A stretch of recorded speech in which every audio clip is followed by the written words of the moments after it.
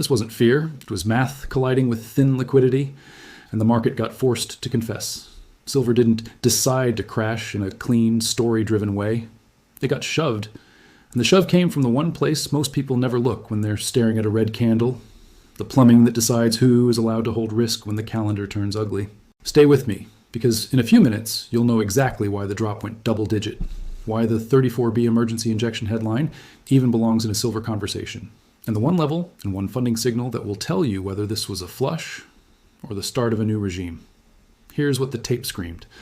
A blow-off move into the final days of the year, silver punching into record territory, north of $80, then a violent air pocket that looked like the floor disappeared.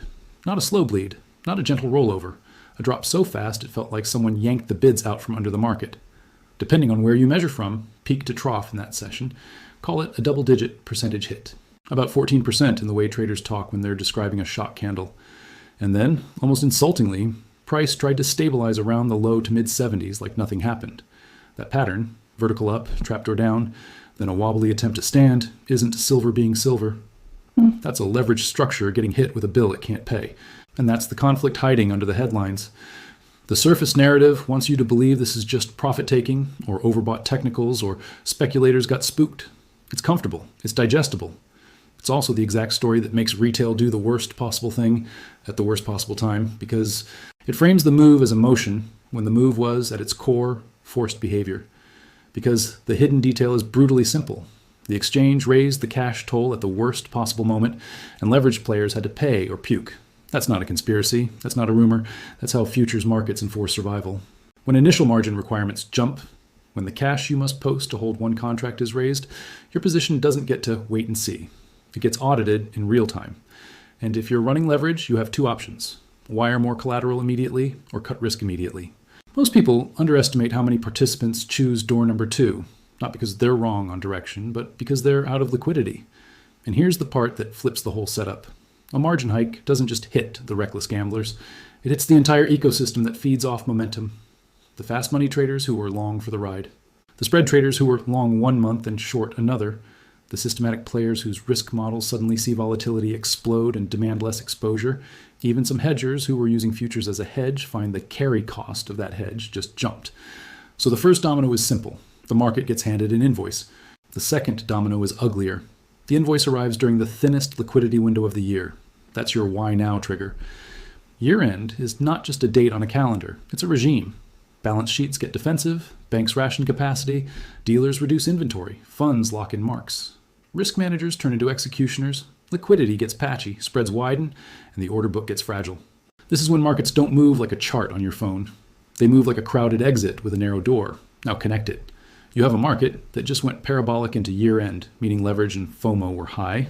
Then you hit it with higher margin requirements and reduced tolerance for volatility. That's the recipe for a liquidation cascade. And once liquidation starts, it doesn't negotiate. It accelerates. Here's how that cascade actually works in plain English. A futures contract is leveraged by design. You don't pay the full value of silver, you post margin. Think of margin as the good faith deposit that says, I can survive normal price swings.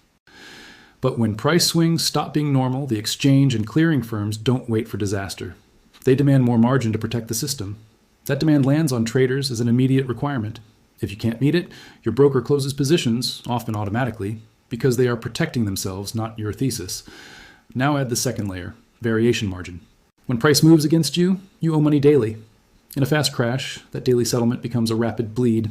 So traders are getting hit from two sides, price moving against them and the required collateral rising. That's the squeeze. Not a short squeeze, a liquidity squeeze, a collateral squeeze. It can crush longs and shorts depending on where leverage is concentrated. And that's where the real pressure starts. Because once the first wave of forced selling hits a thin order book, price drops faster than models assume. That triggers stops, that triggers risk limits, that triggers systematic de-risking. And then you get the third layer that almost nobody talks about, dealer hedging and options reflexivity. If options positioning is such that dealers are short gamma, meaning as price falls, they must sell to hedge, and as price rises, they must buy, then a move can feed on itself. The market falls, hedgers sell, the selling makes it fall more, hedgers sell more. That's negative gamma behavior. It doesn't care about fundamentals, it cares about exposure, but that's not the part that matters most. The part that matters most is what happens in the plumbing when volatility spikes. VAR shocks. Value at risk models are the silent tyrants of modern markets. When realized volatility explodes, VAR limits force funds to cut positions. It's not optional. If a fund must keep risk within a band, then a spike in volatility means their position size must shrink, even if their conviction stays the same. So, a volatility shock forces selling independent of belief. That's why you can see a market crash, even while the longer-term story is intact. Now, about that 34B emergency injection. If you're hearing 34B injection tossed around, don't picture a suit in a back room saving silver. Picture something far more boring and far more powerful. Short-term funding stress getting soothed so the system doesn't T-choke. When funding markets tighten at quarter end or year end, institutions need cash. They don't want to sell their best collateral into a stressed market, so they borrow against it. That's what repo is. Cash for collateral, overnight or short-term. And around this year-end window, we saw exactly that kind of behavior. Significant usage of the Fed's standing repo facility, tens of billions, first around the end December days, and then spiking into the year-end turn. One print that matters. Roughly $26 billion borrowed through the standing repo facility on December 29th. Then, as the calendar flipped, usage hit a record level around $74. $6 billion on December 31st, reflecting year-end liquidity demands. Whether someone's thumbnail says 34B or 74B, the signal is the same. The pipes needed extra flow at the turn. Here's why that belongs in a silver story. When funding stress rises, the system sells what it can, not what it wants. If you're a levered participant and you need cash right now, you reduce positions in liquid markets. Futures are liquid. Silver is liquid. Silver becomes a source of cash. So the crash can be less about silver is bad and more about how cash is scarce. And that's where the mainstream narrative fails. It tries to explain a forced cash event with a discretionary story. Now stack the proof. Because one mechanism isn't enough. Markets rarely move on one thing. They move when several forces align. First proof point, the calendar and liquidity profile. End-of-year sessions are notorious for thin conditions. That amplifies any shock, margin changes, risk reduction, stop runs, into outsized moves. The same size sell order does more damage when the book is thin. That's not opinion, that's microstructure. Second proof point, the exchange margin change itself. When the required margin rises meaningfully, numbers in the mid-20s, thousands per contract have been discussed for certain silver futures months, it directly increases the cost of holding the position. If you're running 10 contracts, that's not a rounding error. That's a six-figure collateral demand, and collateral demand hits right now. Third proof point, positioning. Silver had just experienced a historic run-up. When a market posts a massive annual gain and accelerates into the final days, you can assume leverage increased. You can assume momentum positioning increased. You can assume weak hands climbed aboard late. That's exactly the crowd that gets shaken out by margin. Fourth proof point, spreads and term structure behavior. Spot price is emotional. Spreads are mechanical. When stress hits, the relationship between near-month and far-month futures can tell you whether the market is pricing tightness, funding, or forced liquidation. In a liquidation cascade, spreads can behave erratically because participants are unwinding complex positions, not simply selling silver. The spread is where you see the fingerprints of forced de-risking. Fifth proof point, cross-market funding signals. The standing repo facility usage and other money market rates are the background hum. When they flare, they tell you the system is managing liquidity aggressively. That S not a silver fundamental, but it has a condition under which silver can get hit violently. And now the sixth layer, the one that people fight about in comment sections. Paper versus physical. Here's the clean way to think about it without turning it into a cartoon. COMEX futures are a financial market where exposure can be created and destroyed rapidly. The physical silver supply chain, mining, refining, fabrication, transport, is slow. When leverage gets flushed out of futures, price can drop fast on screens even if physical demand remains firm. The physical market can even show premiums, delays, or regional tightness while futures are puking. That divergence is not mystical. It's a timescale mismatch. If physical buyers, industrial users, refiners, wholesalers, are not forced sellers, they don't care about the intraday candle the way a leveraged trader does. They care about securing supply at an acceptable price with acceptable delivery terms.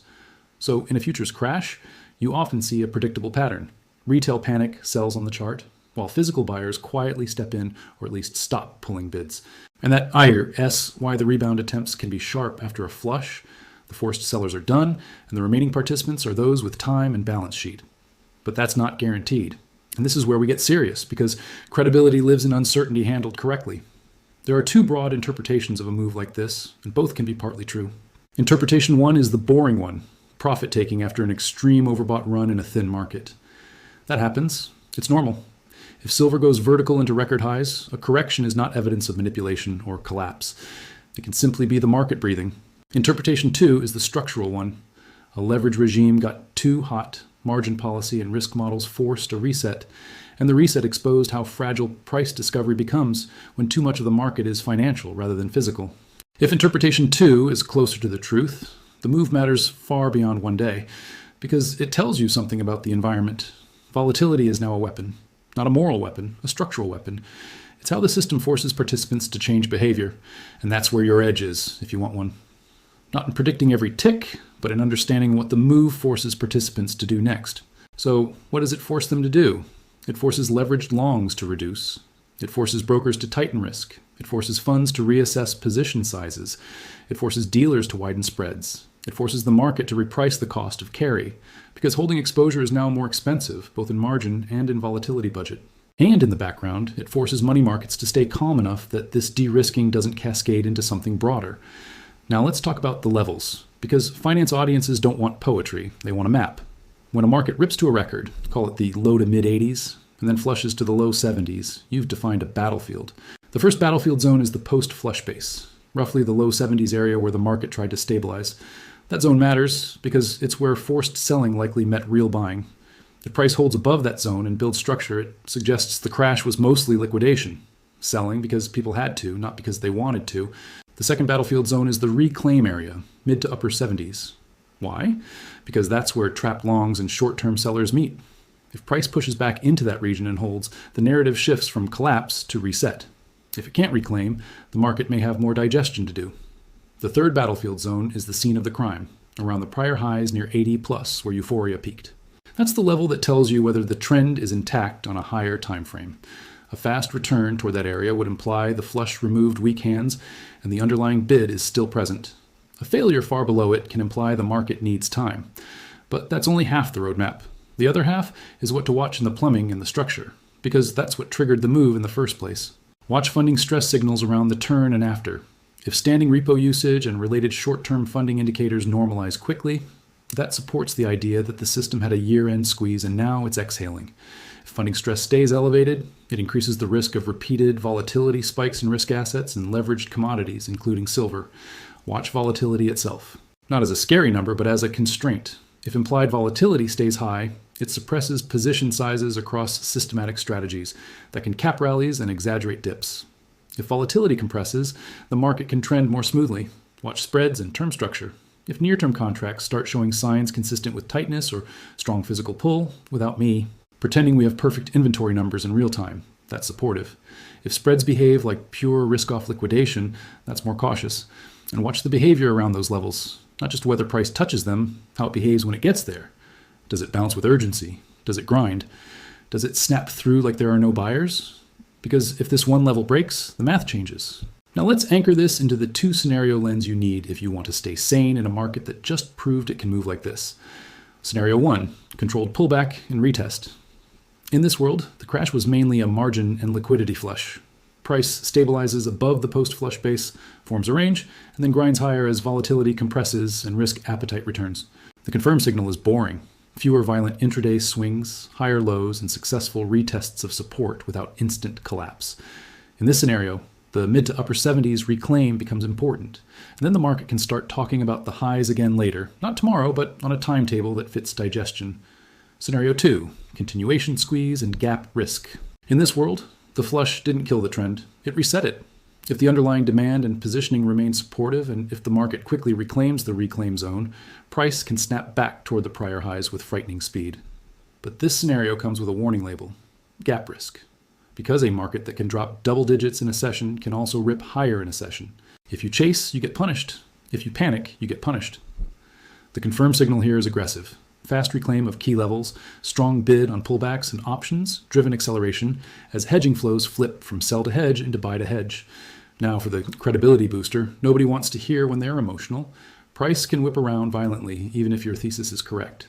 You can be right on fundamentals and still get margin called. You can be right on macro and still get stopped out.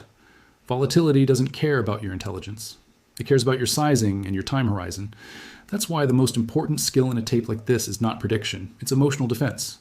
So here's the viewer psychology shield, because this is where retail gets farmed. Volatility manipulates you in 3 ways. First, it makes you anchor to the last candle. You see a giant red bar and your brain calls it a new reality.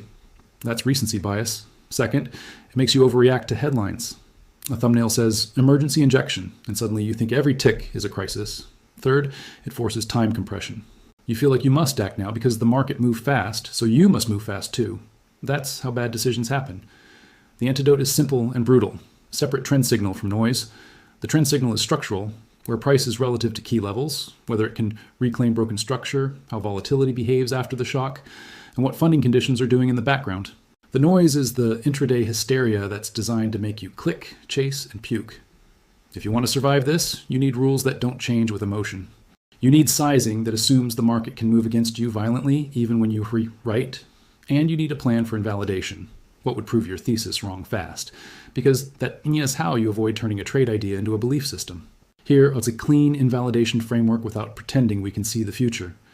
If price loses the post-flush base decisively and cannot reclaim it, the market is telling you the liquidation is not over, or the underlying bid is weaker than assumed.